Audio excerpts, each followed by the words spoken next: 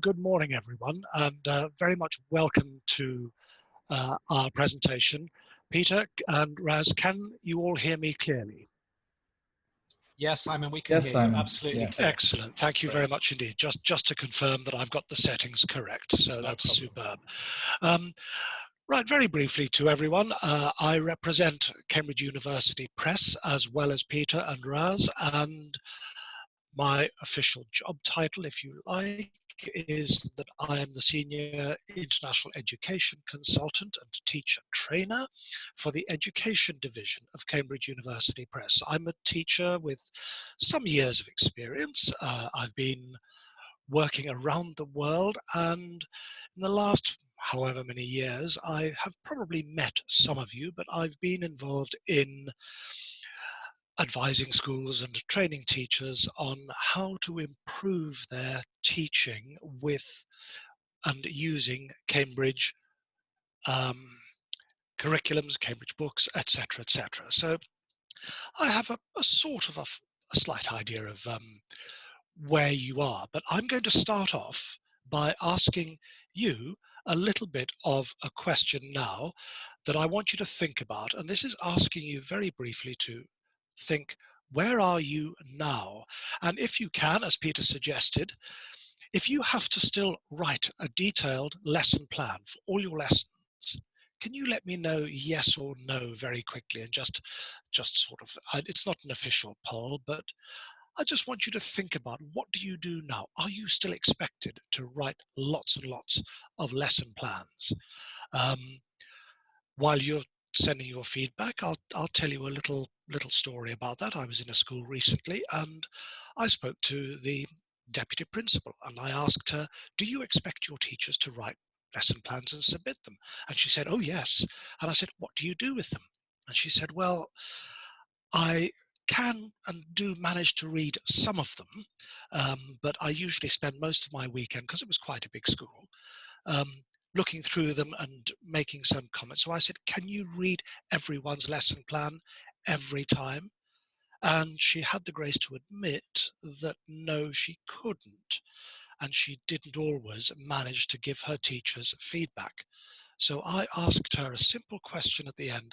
I said, why do you do this? And her answer was, well, it's because we've always done it. It's something we do. In other words, she hadn't really thought about it. So as I can't see the Q&A box, Peter, have lots of teachers said yes, they do have to submit lesson plans, or is it a reasonably even balance? Yeah, a lot of people are saying yes, yes, yes, yes, yes. Couple are saying no. Some are saying they write them, but they don't follow them. Yes, that's actually what I want to hear. That's a very interesting one. I write them, but I don't follow them. Yeah. Now, that's actually something we will be exploring a bit later. All right, teachers, you can stop writing that. Here's an example of some lesson plans from a school that I was looking at recently. And you can see it's actually very, very detailed, and they look at all sorts of things. And I just wonder, how long do teachers spend doing this? And I can remember now, in my own days, spending hours and hours and hours doing it.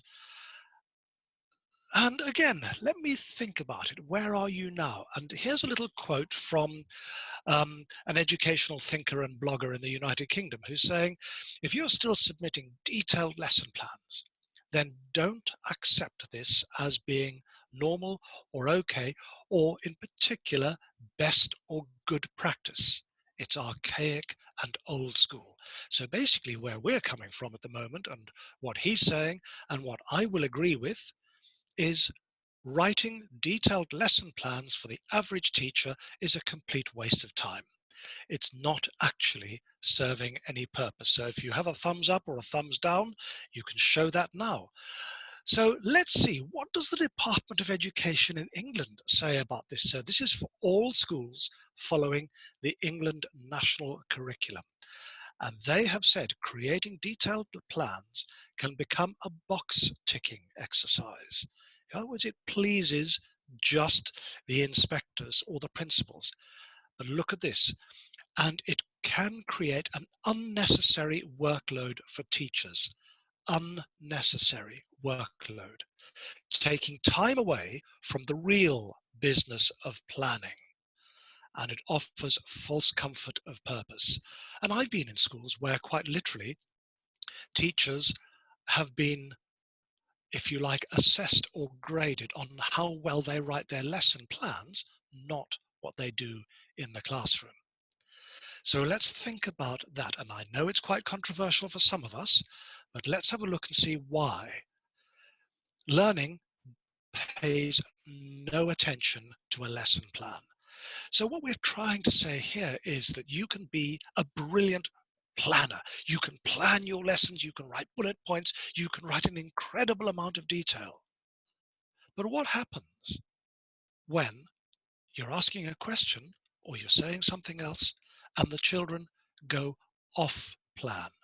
In other words, you haven't planned for every single eventuality.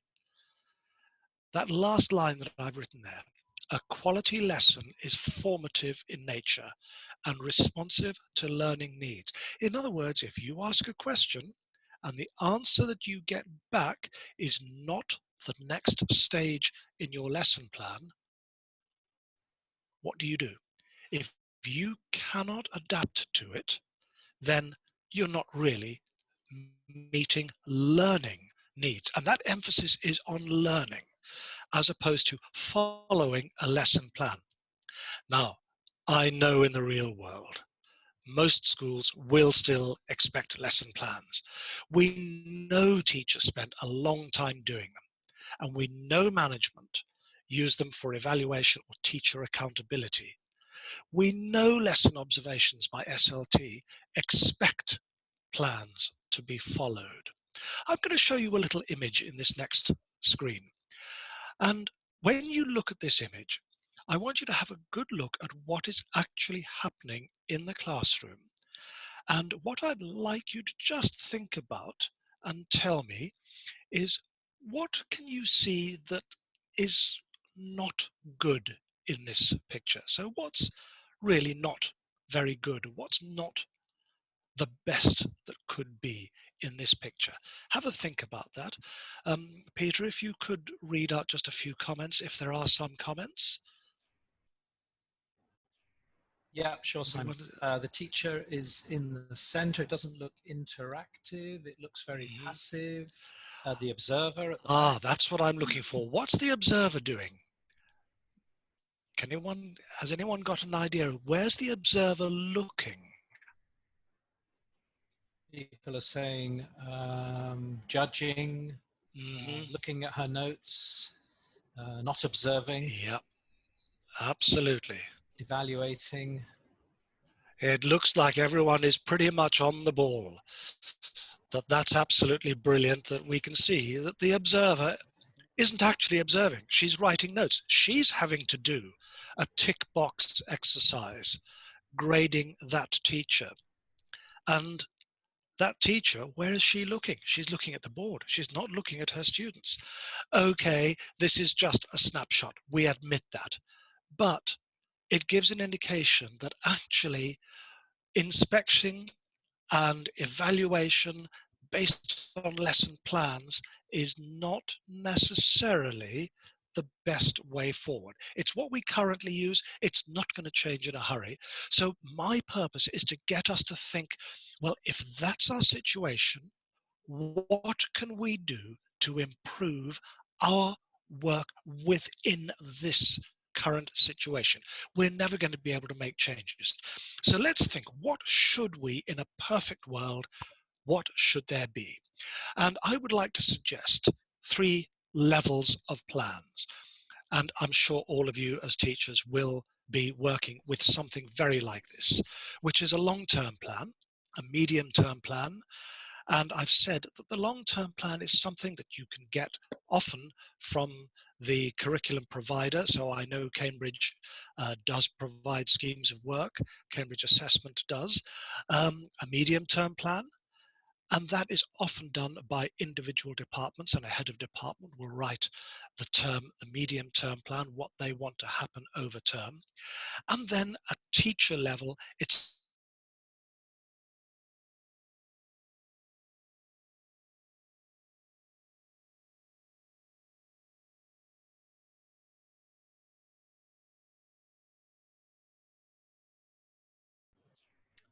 Simon, I think we've lost you.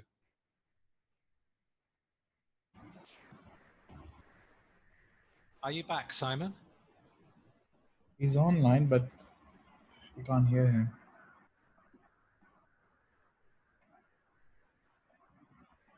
Hello, Simon.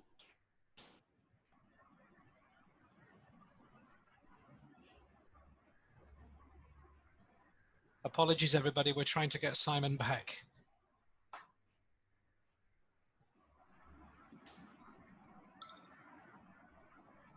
Hello, Simon.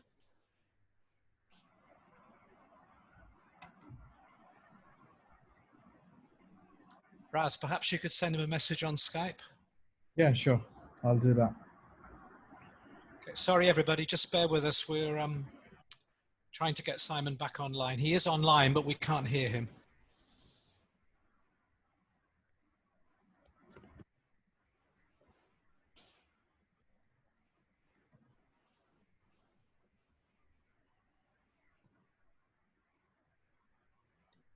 Hi, Simon. okay. We're back again, are we? Yeah, Good. yeah. Now Let's we're good. just go back. Can you share your screen, please? The screen is I will off now. share. Yeah. Yes. Sorry. So where did we get up to? I do apologize, everyone. I'm having slight problems with connectivity. So are we at this okay at the moment? No, I think it was before that, Simon. Before that. So where we were... The 3 types of... yes. Yeah, this so one. we were What here, should there be? Yeah, yeah. Okay, what should we there... lost you there.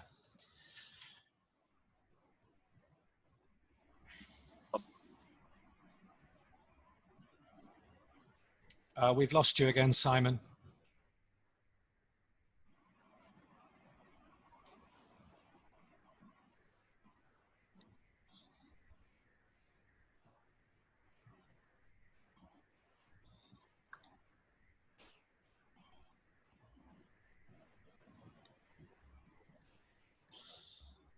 Yeah, sorry everybody. Obviously Simon's having problems with sound this morning.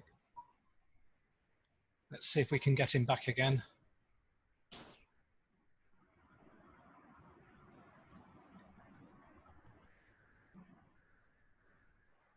He is online, but obviously there's a problem with the sound. Just bear with us a bit longer, everybody, please.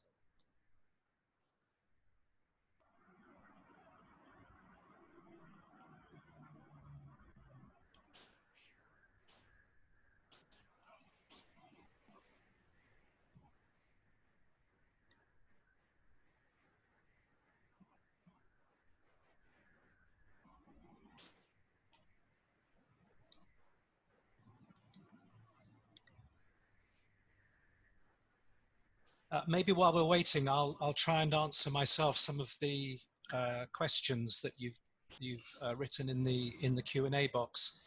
I think it's Amir.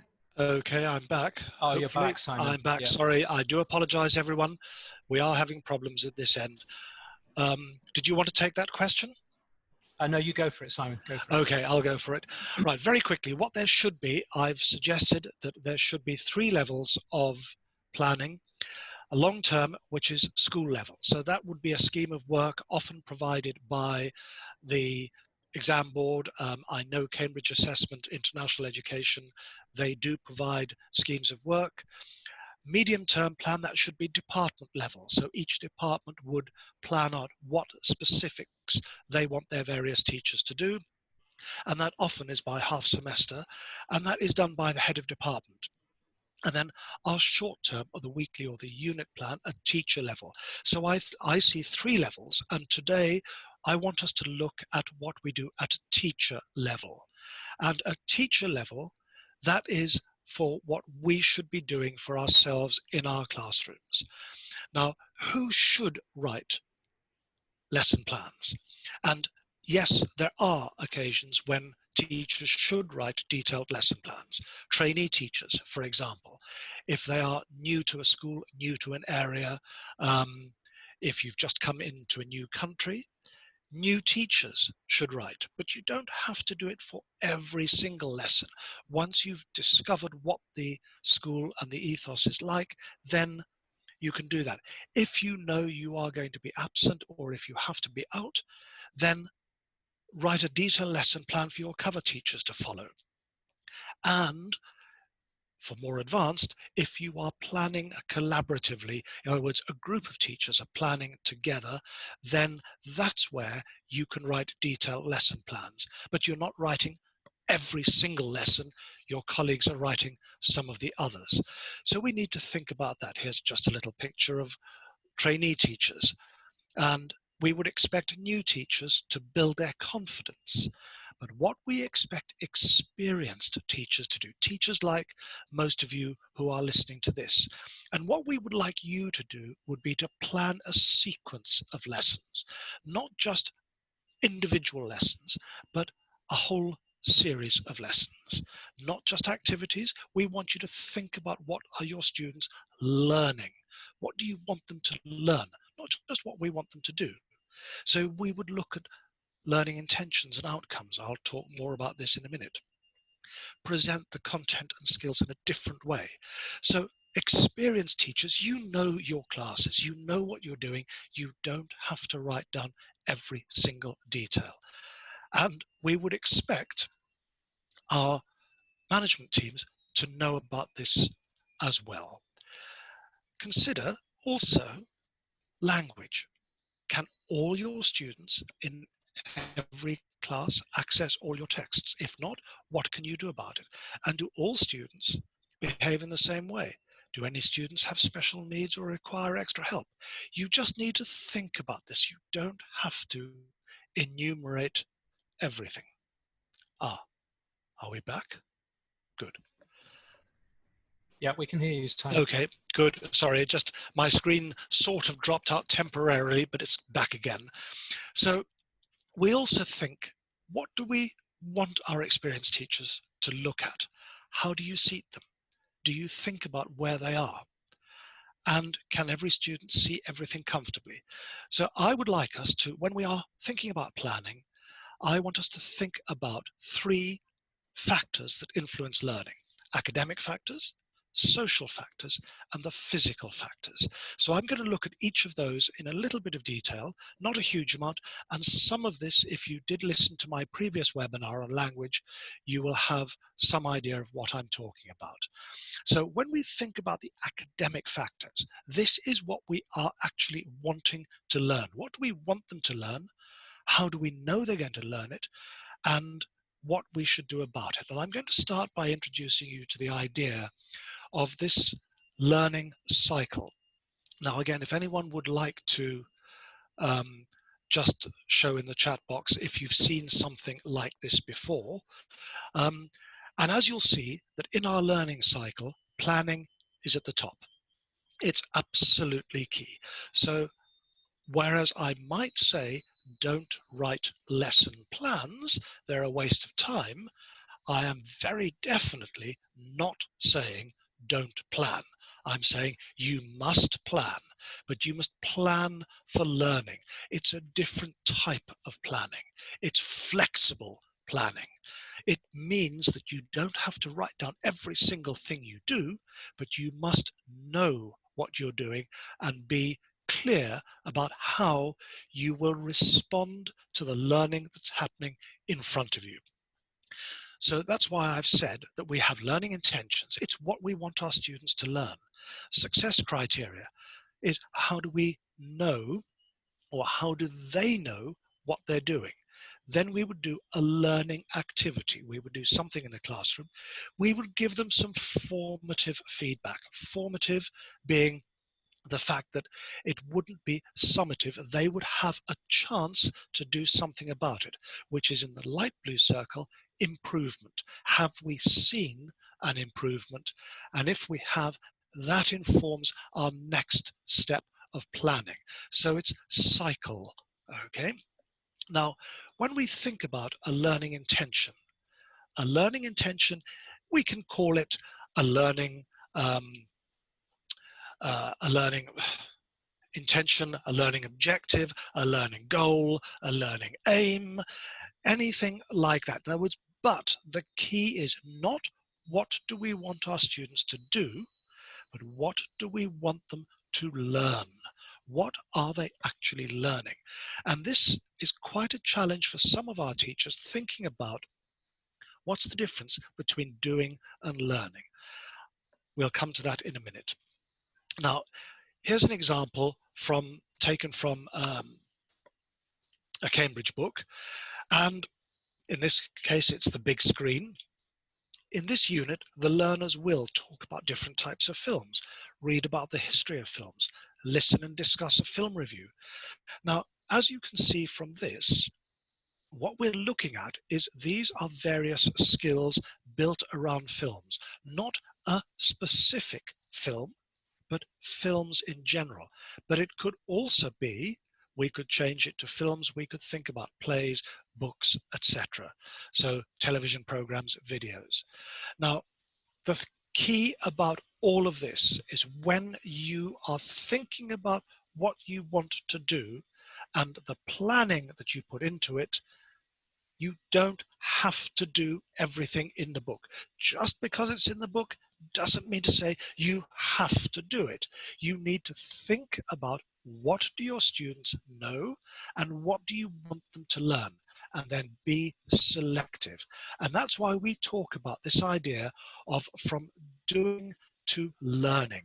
We want to focus on what are our students going to learn, not so much on the activity. Because, for example, if we want our students to do some writing, there are lots of different types of activities that will develop their writing. So we don't want to just focus on an activity. We want to think about the whole program. What do they want to learn? So here's an example. Now, a doing activity, I could say, all right, you are going to write a review of the film Jurassic Park. Now, specific activity built around a specific film. But what we're actually learning is how to write a review, not just a film review, but a review of anything that we've seen. There are certain techniques to it that you are teaching your students. They're learning to write a review. I could say in art, let's paint a sunset. Actually, what are we really doing? We're learning to blend colors. So I hope from these you can see an idea that actually, if we think about that one, to blend colors, painting a sunset. How about painting a rainbow? How about painting a water scene? All of those require the blending of colors. That is what we're learning to do. The activity is different. And you can see that there's one at the bottom which says mix salt and flour in water and record what happens. That's a science investigation. But what are we actually learning by doing that? We're learning about solutions and mixtures. So what we think about is what do we want them to learn? If we say, what do we want them to learn? Then how do we know, and how do our students, how do they know that they're doing it correctly? And this is where we have success criteria. And these are basically the steps to complete the learning. So our learning intention says, what are we learning? Why are we learning it? And our success criteria is, what steps do we take to achieve that learning? Shirley Clark is a major thinker in this area, and she's a writer. She's got numerous books out, and she says it's quite simply, it's the key steps. She likens it to a recipe. If you put all the ingredients into making a recipe, then if you put on all your flour, eggs, salt, sugar, whatever, and you get a good cake, then you've succeeded. If you leave out the eggs, your cake's not going to be great. Then you can say, okay, why? So it's what we want to think about. So here, for example, is a film review, and this again comes from a book, Think of a film you like. Complete these sentences with your own ideas. So here is a way of scaffolding learning. My film is about, and it's a story that. So you can see that these could be the steps to success. If we're writing this in our lesson plan, we might say, well, our success criteria, what film are you talking about? Use the sentence starters that we saw in the previous slide. And we might say, okay, I want you to use the particular English language technique of relative clauses. The characters are so lifelike that they look like real people. So we give them steps to success. In other words, they can check.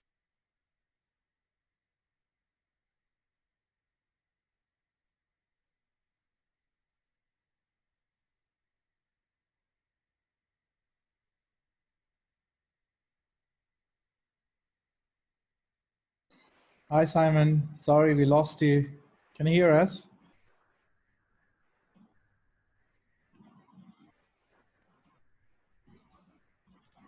Hi, Simon. Apologies, everybody. We're trying to get Simon back.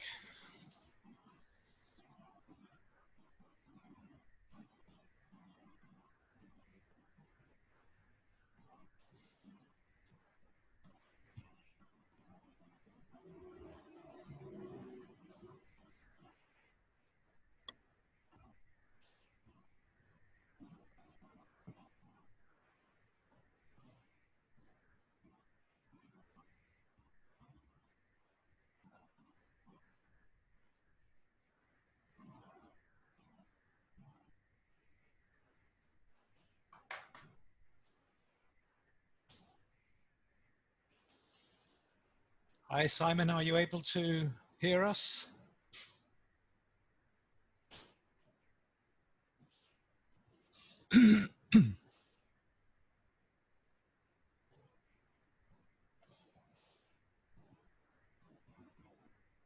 Right, hopefully we're back. Can everyone hear Right. me Hello, again? Simon. Yes, you're back. Yeah, we're back again. Yeah. I'll go back just to the previous slide then quickly. We looked at this, which was success criteria. Was that the last that we did? Yes, it was, Simon. Yeah. Okay, so brilliant. So we've looked at that. And what this is all about assessment for learning. So when we talk about assessment for learning, we think about it as formative assessment, that our learning intentions and success criteria must imply flexibility. We know not all our students learn at the same rate. Some students struggle with some areas, others come back, others work very quickly, so that we know that we've got to be flexible. And this is what it all is about. So it's all about formative assessment. It's the questions that we do and ask during the lesson. And the key for this is that if you ask questions, or if you do a little mini test or a quiz or something, and unless the results of that quiz inform your teaching, you're not doing formative assessment. If you don't make any changes after asking questions, it's not formative assessment.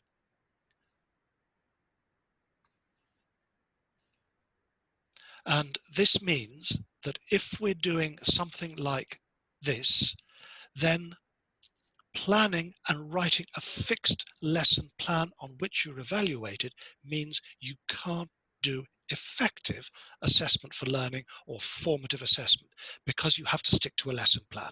So for example, if we look at this little example here, you can see that from science, this is from our secondary science book, and we're learning about particle theory in this. And you can see at the bottom of each page, there are some questions. So imagine you're asking your students questions, and question number 1, it says, explain why a solid expands when it is heated. Well, if your students don't give you an effective answer and you just move on to the next step, they're not learning, you're not putting an assessment for learning. You might be following your lesson plan, but they're not learning. So we need to think about that. That is my academic factors. I want us to look at social factors or considerations now, and very quickly, just two of them: your language competence and language levels, and how do our students behave in lessons. We'll pull all this together right at the end. Now, I did a webinar earlier in Peter's fantastic series on language and language competence and language awareness. This is just a very quick look at that. And thinking about, when we plan, do we take into consideration the academic language? Do our students actually know the words? Can they express their thinking in this? And very often, and if those of you who remember from last time, I said, what language do you think in? What language do your students think in? And how well do they respond to social language or academic language?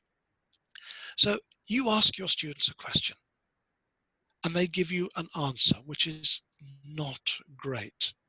Now, do you actually know if they don't know the answer, or they might know the answer, but they don't have the words to express that answer? If you ask them the question in mother tongue, could they answer it?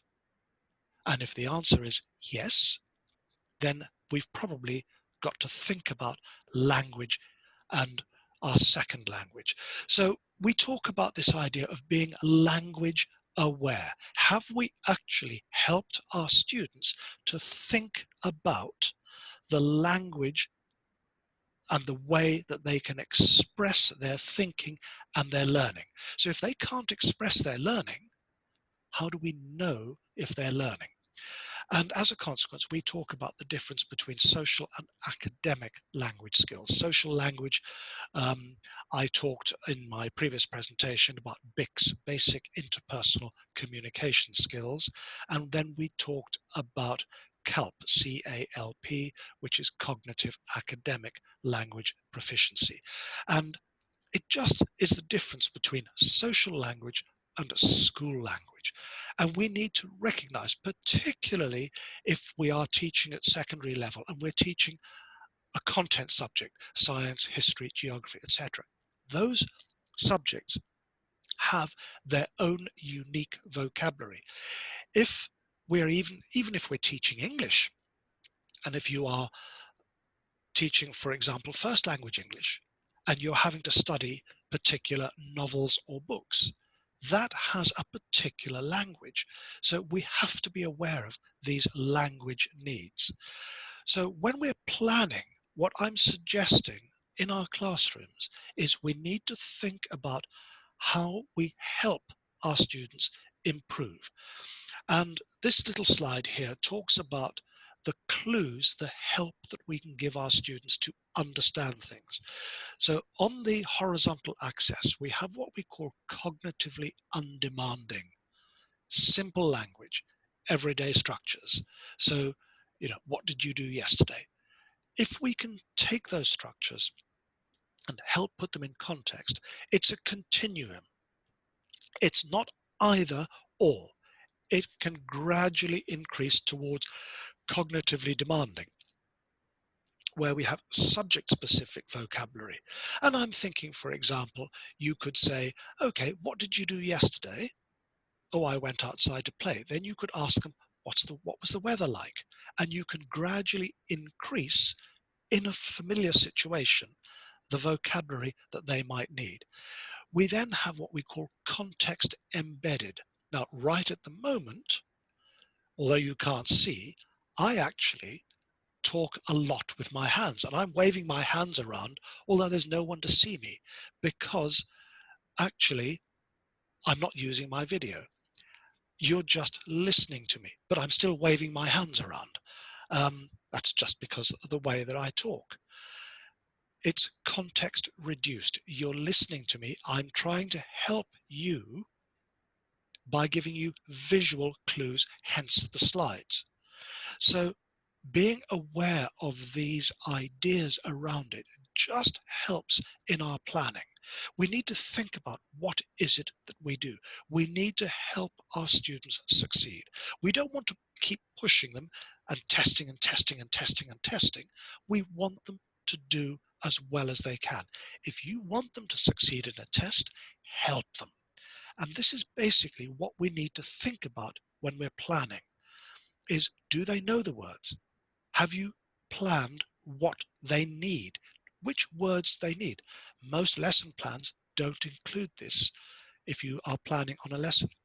So you need to look at a teacher resource, look at the lesson ideas. What do you think you'll need for that? What does it show in the course book? Does it actually have some words that you may not know? What about the activity book or the workbook? What's in there? So you need to look at these and you need to think about them. And then how will you do them? And once again, I've said, help your students. So when we think about it, give them flashcards, placemats being visual reminders of word lists and so on. Use videos, show visuals, give them as much help as you can in developing the language skills. And this needs careful planning, but it needs long-term planning. You can't possibly do this for every single lesson. This is why we want us to think about what do we want them to learn and how are we going to get them to learn. So we need to think about our scaffolding. Moving on from language, let's think about behavior. Now, I know that behavior is often one of the most challenging things that we can think about. Most of us are probably quite lucky in that the behavior in our schools is actually pretty good. We don't get the horrendous behavior that we might hear of in some areas. Most of it, and what we might call the poor behavior, is what I term low-level behavior. Now, it can be something as simple as you come into class. What do? When you walk into the classroom, are the students ready for the lesson? Or do you spend the first 5 minutes getting them to put their books away from the previous lesson, unpack their books? Where are their bags? Are they in their lockers? Do they have to go and get this? What do they do? This is all about behavior. Are they ready for the lesson? What happens when you ask a student, and again, you can show some responses to this. You ask a student to get ready, open their book, you give instructions, and you say, I want you to do this, do that. And within 30 seconds of giving an instruction, you've got your students putting their hands up and saying, Miss, sir, what do we do? So that is behavior. Why are they doing that? Because they haven't listened. Have you got a good classroom routine? It's what we call low-level behavior. And it can have an impact on all the students around. One child in a class of 30 is not ready for the lesson, so the teacher focuses on that child and says, okay, come on, the other 29 children in the class are waiting for one child to get ready. It can have an impact. Not seriously bad behavior. So think about at school level, do we have a school behavior policy? Is it consistently applied? Do all staff apply it evenly? And then what happens in your classroom? Are you the one teacher who doesn't follow the rules because you don't need to? Are you doing things right? How does it actually happen? But behavior can also be impacted on different elements. We know that in England, for example, we lose a lot of teachers, good teachers, because they cannot handle the poor behavior by certain students in their class. And they say, why should I be miserable in my life because of one or two students? So teacher retention can have an impact on it. So consistently applying a behavior policy, and make sure all your colleagues do too, is the one message that comes through very clearly. I'm going to show you a picture now of, and this is a primary classroom, and I want you to have a quick look at this and tell me, do you think that all of the students in this particular picture are engaged in the activity? Have a good look at those students. Can you see some students who are not looking at the boy standing? Can you have a look and see There's a little girl sitting cross-legged, staring at the floor. There's a child sitting under the table at the back somewhere. There are children who are just, well, some of the children are watching, but look at them. So a question about this, no one appears to be behaving badly, but is this the best way of engaging all students in this activity? So in other words, I want us to think about planning for learning and behavior for learning. So that, for example, think about the activity, think about that previous slide. To me, having those children sitting on the floor in a circle while one child stands and reads at something at that time, that's probably not the best activity for that particular learning, because not all the students are involved. So when you are planning, does the activity that you want them to do, how are you going to do it? What behavior will you expect from your students? So for example, can they actually do it? If they are going to read something to the whole class, is sitting in a circle, each child waiting for their chance to read, is that the best way of doing it? Do you know what?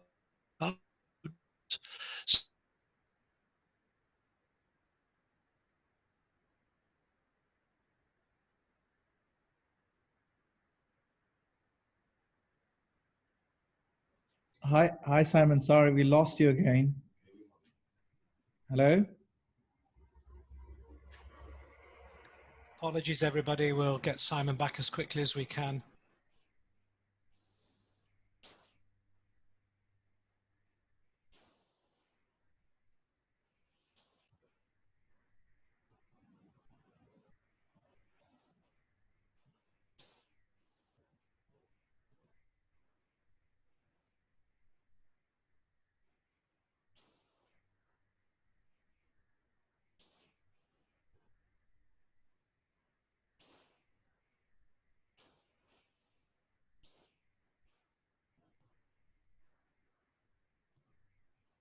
Sorry, everybody. We're trying to get Simon.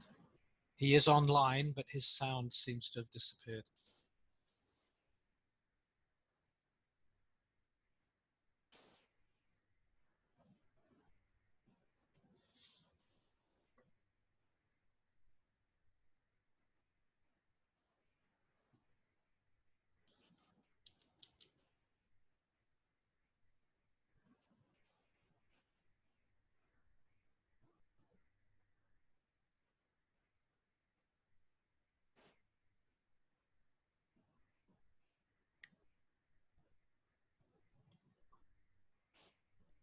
Raz, are you able to see if Simon is on Skype? Sure, I'll do that now. Ah.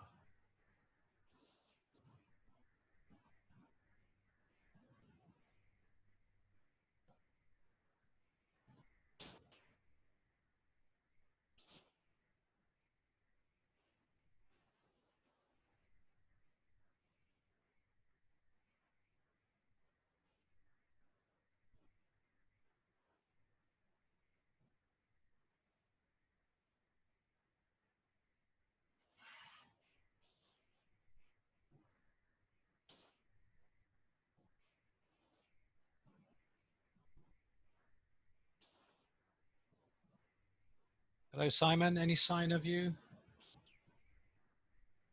Raz, is he online on Skype?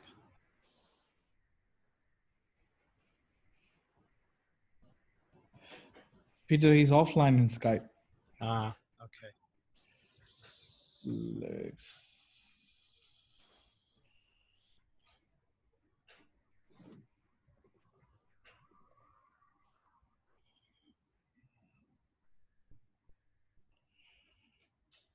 Apologies again, everybody. We're working very hard. Yes, there is a problem. We're trying to get Simon back.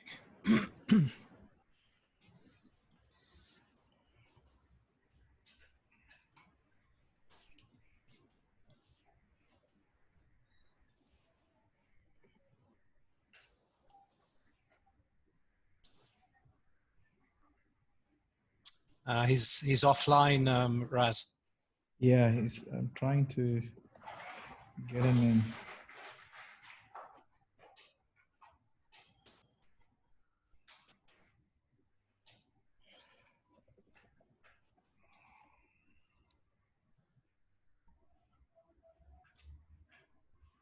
Okay, I'll try and answer myself some of the questions that I was monitoring in the Q&A box, if that's okay with everybody.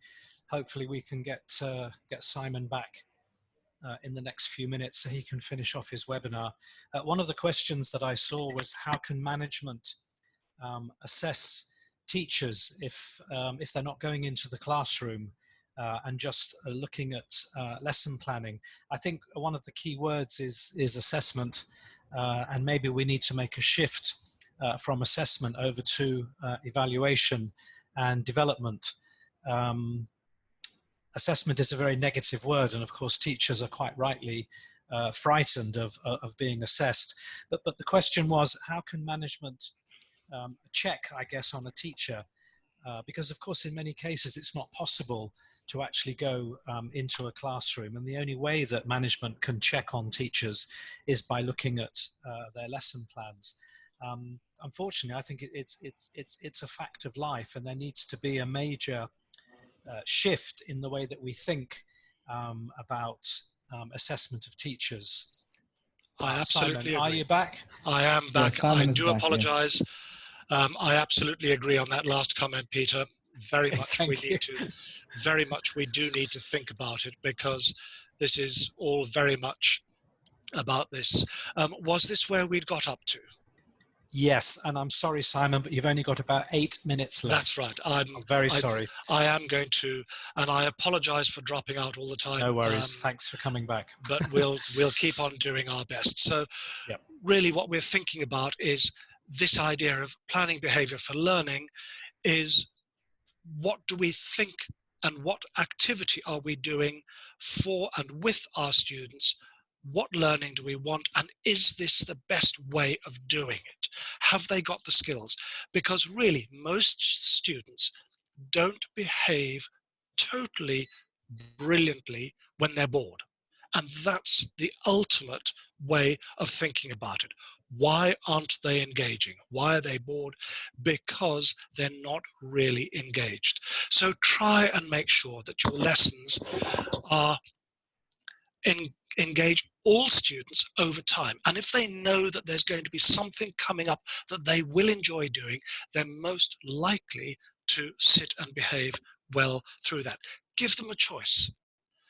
And when you think about what are we doing, think about the behavior issues. We could spend a lot of time talking about behavior. I'm going to move on because we've only got a limited amount of time. If you do have the time, have a look at Teacher Toolkit. There are lots and lots of information about how to improve behavior. And you'll see in this one that this is what they call a 5-minute behavior plan. So, and the 3 at the top of this,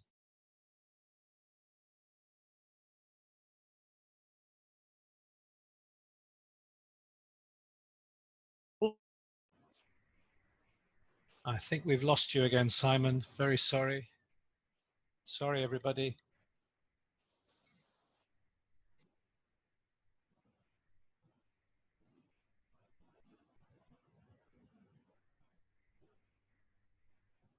Yeah, apologies, we've lost Simon again.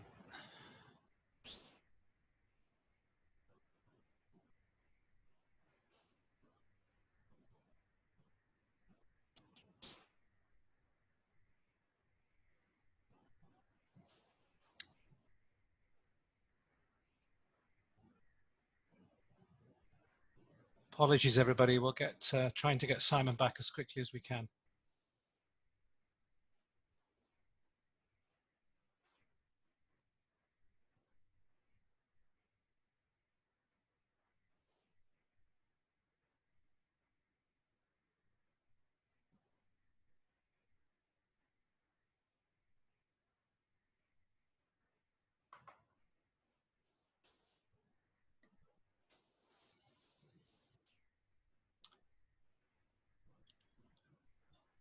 Simon, are you back with us? Yeah, I'm back.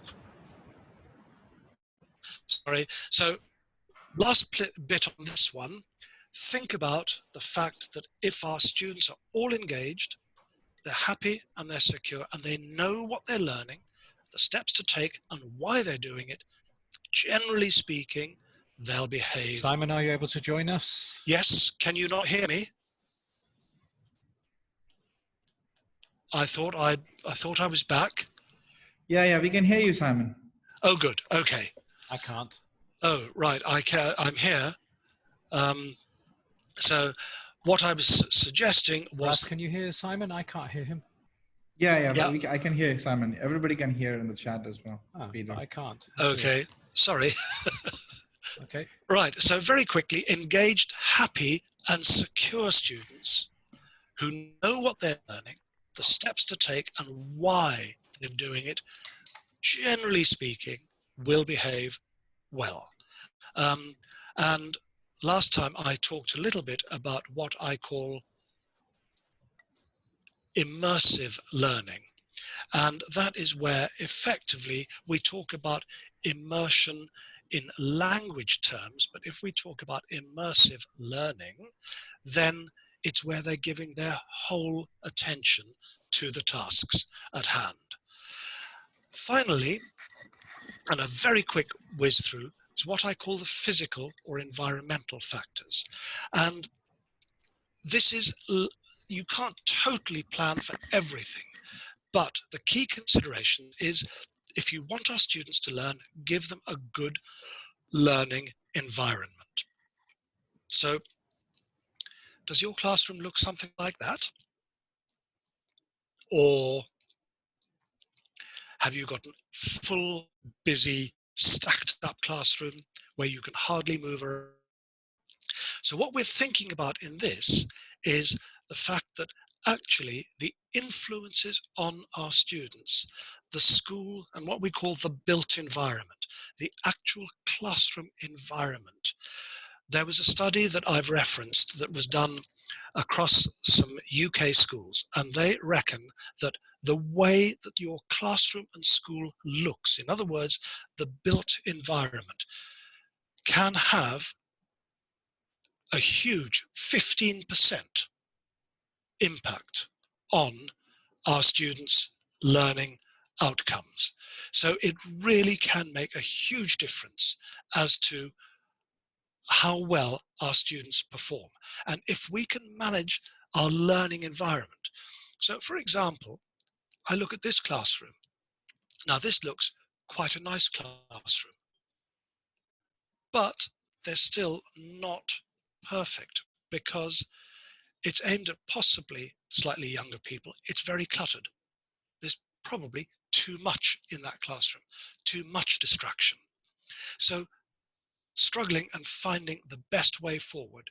If we look at this classroom, look at the child sitting immediately to the right, having to turn all the way around to see the screen and where it's looking. So we've got, they look pretty good, and this one is better because things are at eye level, but people turning around to look at things, we have to think about it.